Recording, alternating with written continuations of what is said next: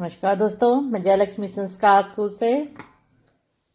आज हम आपके लिए एक बड़ी अपडेट लेकर आए हैं 8 पे कमीशन के बारे में कि आर्मी चीफ ने जवानों के बारे में क्या कहा और जवानों की क्या क्या मांगे हैं, उनकी क्या क्या उम्मीदें हैं 8 पे कमीशन से, और क्या गवर्नमेंट के साथ सेना की बातें चल रही हैं, किन किन मुद्दों पर विचार किया जा रहा है।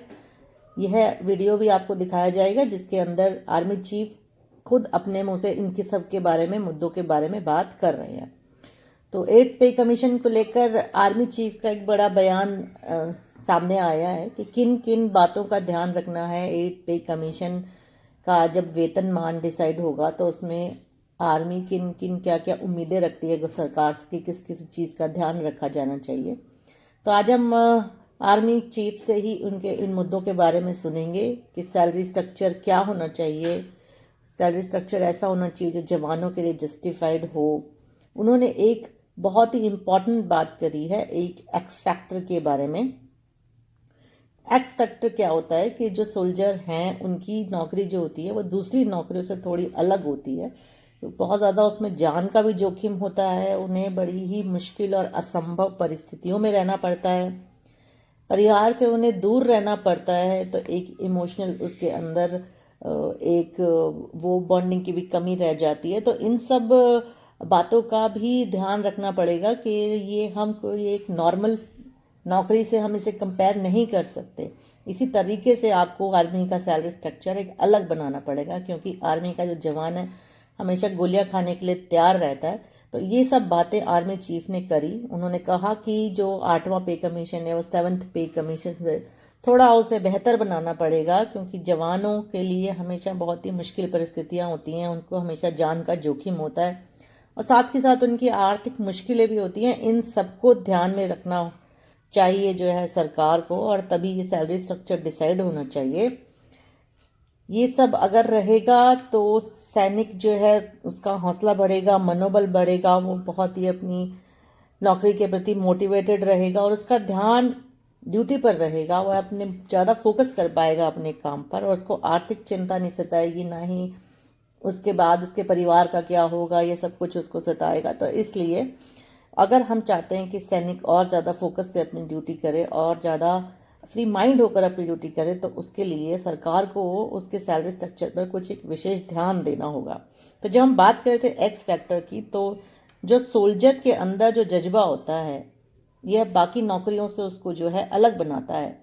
से हमेशा, जैसा कि हमने कहा कि जाना खतरा रहता है, परिवार से दूरी रहती है, हमेशा वो गोलियों की बौछारों का सामना करने के लिए तैयार रहता है।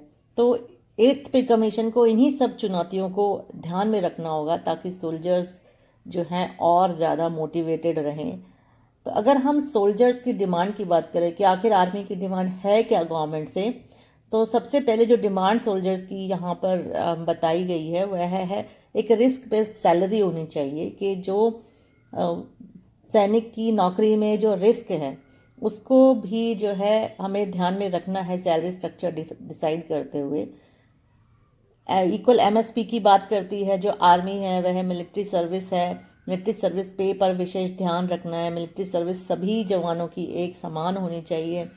और बात करते हैं इनकम टैक्स की, तो जो उनकी जो नौकरी है वह एक तरीके से देश की सेवा कर रहे हैं वो, तो उनको थोड़ा इनकम टैक्स में या तो छूट या इनकम उनकी टैक्स फ्री कर देनी चाहिए। तो इन्हीं सब बातों का भी ध्यान रखना पड़ेगा गवर्नमेंट को।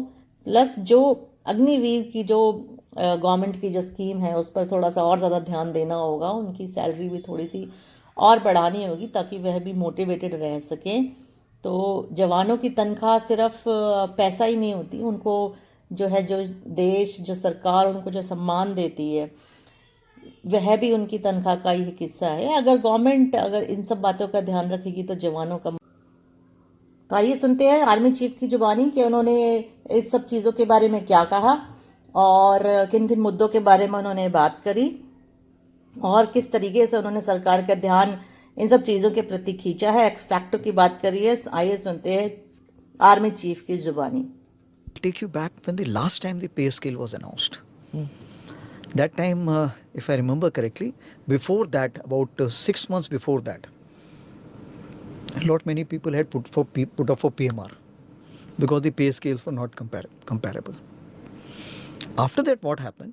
Once people got the idea that this is what they are going to get, there was en masse cancellation of premature The retirement. eighth pay commission. Six, That- seven, The previous one. Seventh. The previous one. Previous one. The previous one. En masse cancellation of premature retirement. And for next 1.5 to 2 years, 3 years, nobody was going out. So what happens when the new pay scale comes, you will find that the automatic correction is done in comparison to the society as far as the pay scale is concerned. Now I'll take you ahead as far as the X factor is concerned. Okay. I always talk about the X factor, and I remember giving a talk to the IIT Kanpur students why a soldier walks into the hail of bullets. And this is what is the X factor all about. So any pay commission, when it comes up, we always request that pay commission, please take care of the X factor, because that soldier voluntarily walks through the hail of bullets. And that is what, till the time you have agreed and understood, and you give him some kind of a compensation. It's not a compensation. It is the national the recognition of the nation towards the sacrifice of the soldier, which is ready to do from day one. And when he's alive also, to keep him motivated, look, we recognize your services. That's why this X factor is always given to you. तो ये सुना आपने army chief की जुबानी कि उन्होंने क्या कहा इन सब मुद्दों के बारे में। तो जब तक सैनिक सुरक्षित रहेंगे, आप सभी जानते हैं, हम सब भी सुरक्षित रहेंगे, हमारा देश सुरक्षित रहेगा, इसलिए उनके ऊपर एक विशेष ध्यान देने की ज़रूरत है। तो यह थी एक बड़ी अपडेट 8th पे कमीशन के बारे में, जिसमें आर्मी चीफ ने इन सब मुद्दों के बारे में बात करी है। तो ये सब मांगे जो है जवानों की अगर स्वीकार हो जाती हैं तो यह बहुत ही सरकार के प्रति उनका सम्मान भी बढ़ेगा और वे अपनी ड्यूटी और ज़्यादा मुस्तैदी से कर पाएंगे। तो साथियों, अगर आपको लगता है कि ये सभी डिमांड्स जायज़ हैं और सही बात बोली गई है तो प्लीज़ इस वीडियो को शेयर और लाइक करें और प्लीज़ हमारे चैनल को सब्सक्राइब करें। Thank you.